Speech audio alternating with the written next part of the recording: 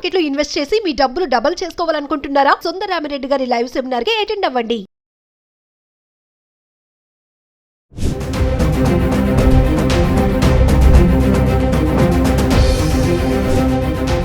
నమస్తే, welcome back to Suman TV. H1B visa కోసం $1,00,000 fee అంటే సుమారు 88 లక్షలు చెల్లించాలంటూ అమెరికా అధ్యక్షుడు డొనాల్డ్ ట్రంప్ తీసుకున్నటువంటి ఉత్తర్వులు ప్రస్తుతం వీసాదారులకే వర్తిస్తాయని చెప్పేసి అమెరికా యంత్రాంగం స్పష్టం చేయడం జరిగింది. మరి దీనిపైన మరింత సమాచారం అందించడానికి ఈరోజు మనతో పాటు ఉన్నారు TEDx speaker, legendary award winner in real estate, realtor ఆక్సర్ founder and CEO doctor Nandi Rameswararao గారు. నమస్తే సార్. నమస్తే సార్, ఆల్రెడీ చూస్తున్నారు మరి H1B వీసా పైన మస్తు వైరల్ అవుతున్న న్యూస్లు.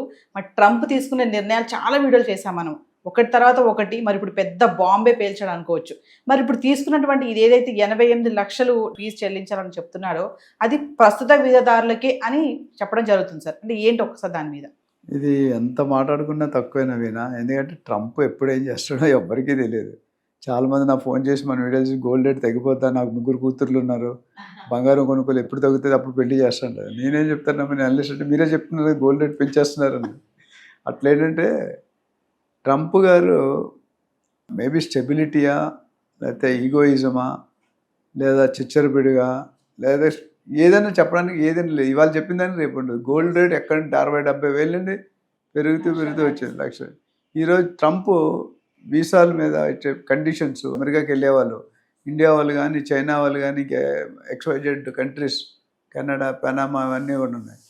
సో దినదిన గణంతో బతుకుతున్నారని చెప్పాలి. ఒకసారి రావచ్చు అంటాడు, ఒకసారి రావద్దు అంటాడు, ఒకసారి బేడీలు వేస్తాడు, ఒకసారి జైలు తీసుకెళ్తాడు, ఒకసారి పెట్రోల్ పంపులు పనిచేస్తాడు, నీకు వీసాలు ఇమిగ్రేషన్ లేదంటాడు, వ్యాలిడిటీ. అంటే ఎప్పుడు ఏదో అవుతుందో ఎవ్వరికీ తెలియదు. మీకు తెలియదు, నాకు కూడా. ఇప్పుడు ఇవాళ మాట్లాడింది రేపు నెక్స్ట్ వీక్ మాట్లాడిన మార్చేస్తున్నాం, మనమే మారుస్తున్నాం. ప్రజలు ఏమనుకుంటే మనం మారుస్తున్నాం, మనం మార్చలేదు, ట్రంప్ గారు మారుస్తున్నారు.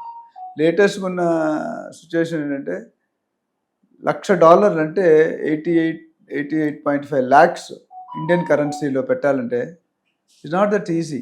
ఎందుకంటే 88 లక్షలు అనేది స్మాల్ అమౌంట్ కాదు. కాకపోతే వన్ టైమే కట్టాలి అంటున్నాడు. ఇందులో కెరోలిన్ లెవిట్, వైట్ హౌస్ సెక్రటరీ ఎవరైతే ఉన్నారో ఆయన ఏమన్నారంటే, మీరు పాత వాళ్ళు ఇబ్బంది పడద్దు, తొందరపడద్దు, కంగారు పడద్దు, ఇది పాత వాళ్ళకి వర్తించేది, కొత్త వాళ్ళకి అంటే ఇటు మేబీ September 21st, 2025 నుండి అప్లై చేసుకున్న కొత్త వీసాలకు మాత్రం ఇది వర్తిస్తుంది. అంతకుముందు లక్కీ డిప్లో ఉన్నవాళ్ళు కానీ, అంతకుముందు ఉన్నవాళ్ళు కానీ వాళ్ళకి ఇది వర్తించదు అన్నాడు. అదొక రిలీఫ్ అని చెప్పాలా. బట్ పాత వాళ్ళు, కొత్త వాళ్ళు కూడా ఇంకా అంటే ఇండైరెక్ట్గా ఏం చెప్తున్నారు, ఇండియన్స్ రావద్దు అంటున్నాడు. ఇది తెలుసుకోవాల్సిన మ్యాటర్ అంటే 70% of the technical staff R&D or innovation or startup కంపెనీలో మన ఇండియా వాళ్ళు ఉంటారు అమెరికాలో. 71%, 31% ఫ్రమ్ సౌత్ మన దగ్గర నుండి వెళ్ళేవాళ్ళు. అంటే అంత క్రేజీ ఉంది. ఒకప్పుడు అమెరికా వాళ్ళు అంటే 5 కోట్లు 10 కోట్లు కట్నం ఇచ్చి పెళ్ళి. ఇప్పుడు అమెరికాలో అంటే వద్దు అంటున్నారు. ఎందుకంటే అమెరికాలో వెళ్ళి ఇటు ఎంతగానో ఉంటాడో వాళ్ళకి తెలియదు, వీళ్ళకి తెలియదు. అమెరికా అంటే అంత మోజు ఉంటుంది. కానీ ఆ మోజుని కాస్త ఇటు తగ్గిస్తూ డే బై డే క్షీణించేస్తున్నాడు. అంటే అసలు అమెరికా అంటే చేదు అన్నట్టు తీసుకొస్తున్నాడు. సో అది లాంగ్ టర్మ్లో bilateral relation, country to country relations చాలా ఇబ్బంది పడుతున్నాయి.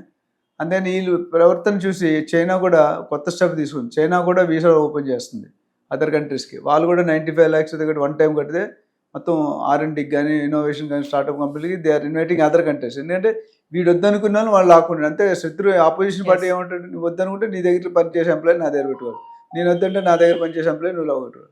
అది ఎక్కువగా నడదు. ఎందుకంటే వాడు ఇవాళ మార్చడం రేపు మార్చడానికి గ్యారంటీ ఉంది. సో ట్రంప్ వరకు వచ్చింది ఈ డెసిషన్ అనేది it's not so positive decision in terms of కొత్త వాళ్ళైనా. అంటే పాత వాళ్ళు ఉన్న వాళ్ళని ఎలా పంపించాలో అది వేరే మార్గం అంటాడు. ఇంతకుముందు ఏమన్నాడు, ఇండియాకి తిరిగి వెళ్తే లీవ్లో ఉండి ఇమిగ్రేషన్ వీసా వ్యాలిడిటీ ఉండి బయట కంట్రీకి వెళ్తే తిరిగి రావద్దు అండి. ఇప్పుడు తిరిగి రావచ్చు, వాళ్ళకేం ఎఫెక్ట్ కాదు అంటున్నాడు. సో అంతకుముందు ఏమన్నాడు, తిరిగి రాకపోతే వేసేస్తున్నాను. అట్లానే గూగుల్, అమెజాన్, పెద్ద ఫేస్బుక్, యూట్యూబ్, మెటా ఇవన్నీ కూడా వాళ్ళు కూడా ఇండైరెక్ట్ హింట్ ఇస్తున్నాడు. నువ్వు కానీ ఎక్కువ మంది H1B ఇప్పుడు H1B ఇస్తున్నాడు. ఇప్పుడు అమెజాన్, గూగుల్ ఇట్లా అందరూ మన వాళ్ళే ఎక్కువ ఉన్నారు. వీసా ఇచ్చిన వాళ్ళు ఉంటే మీరు కానీ వాళ్ళకి ఎంకరేజ్ చేస్తే కానీ మీరు కట్టాలి వాళ్ళ తరపున $1,000 అని చెప్తున్నాడు.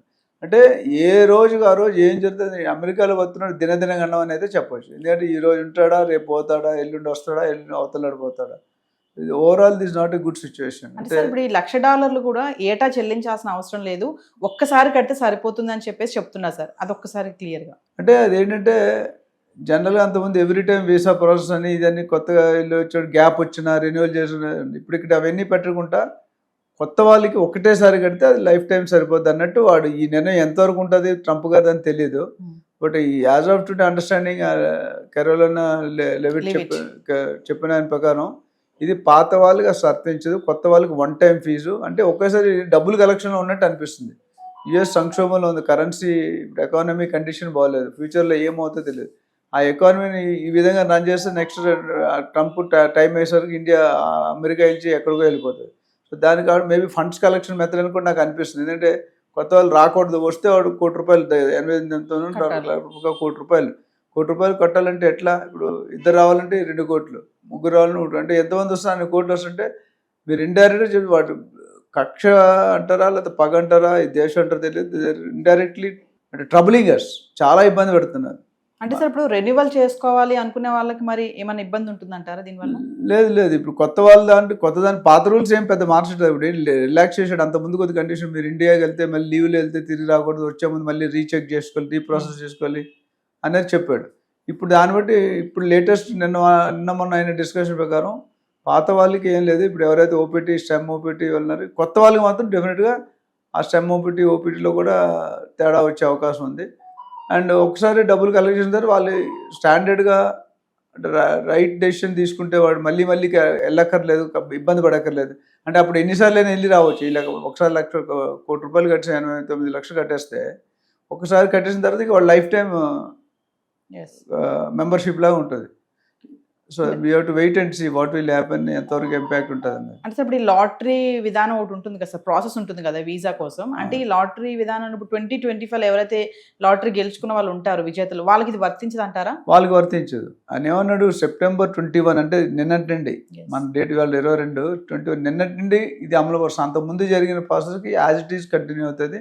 దిర్ is no change going to be there. అది మేము పాతదానికే స్టిక్ అవుతాము, దాన్ని బట్టే వీకెండ్. కొత్తగా లాటరీ చేసే వాళ్ళకి అవాళ నుంచి స్టార్ట్ అవుతుంది మళ్ళీ. ఇవాళ నుండి నిన్న సండే కాబట్టి 21 సెప్టెంబర్ నుండి ఏది జరిగినా కొత్త రూల్ వస్తుంది, పాత రూల్ అమలు పరచారు. సో ఏదేమైనా సార్ అంటే ప్రస్తుతం ప్రెసెంట్ తీసుకునే వాళ్ళకి తప్ప గతంలో మామూలుగా తీసుకున్న వాళ్ళకైతే ఇది ఇబ్బంది లేదు అంటారు. ఇప్పుడు as of today that is the condition. రేపు పొద్దున మారుతుందేమో మనకు తెలియదు. Thank you sir.